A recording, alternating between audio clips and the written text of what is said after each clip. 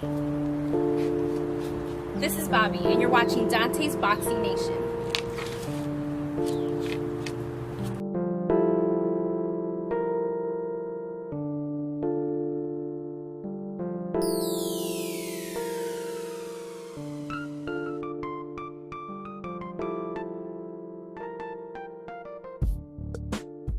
Dante's Boxing Nation, what's going on, guys?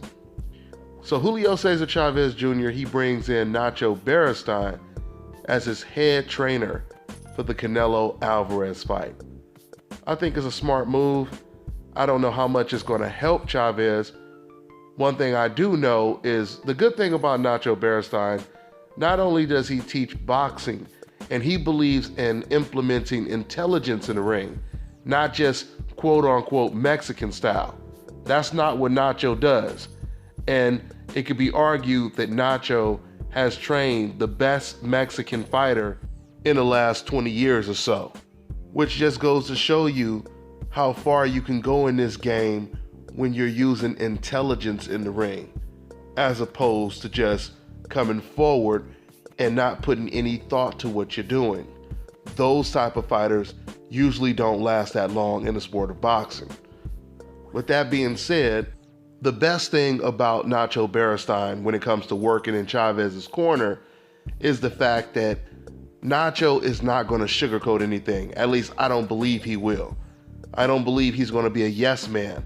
He's going to be very honest with Chavez when it comes to what he believes Chavez needs to work on, what he needs to improve on.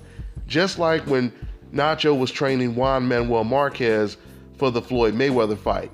If you guys recall, going back to 24/7 on HBO, Nacho, he was really pushing Marquez hard. He was saying, man, you got to be quicker than this. You're going in there against the best.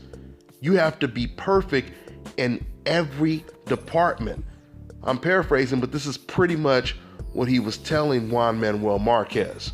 So, do I expect to see Chavez go in the ring fighting like Marquez? Not at all. Do I expect him to be as intelligent as Marquez? Not at all. But what I do believe is this should be somewhat of a confidence booster for Chavez Jr. And if he goes in there in shape, this can turn out to be a hell of a fight for Canelo Alvarez.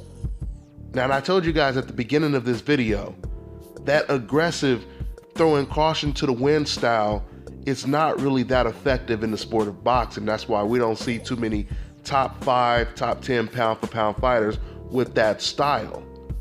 But traditionally, you are taught to box the banger and bang the boxer. So in this case, I believe Chavez, he will be far more effective if he applies an enormous amount of pressure on Canelo Alvarez. But it has to be intelligent pressure, intelligent aggression, not taking 5 shots just to land your 1 or 2. So if Chavez comes in this fight in tip-top shape and he can impose his size and his will on Canelo for a whole 12 rounds, 3 minutes in every single round, this may be one of Canelo Alvarez's toughest fights in his career. So we'll see what happens, guys. That's all I got for now, and I'm on to the next one. Hi, you're watching Dante's Boxing Nation.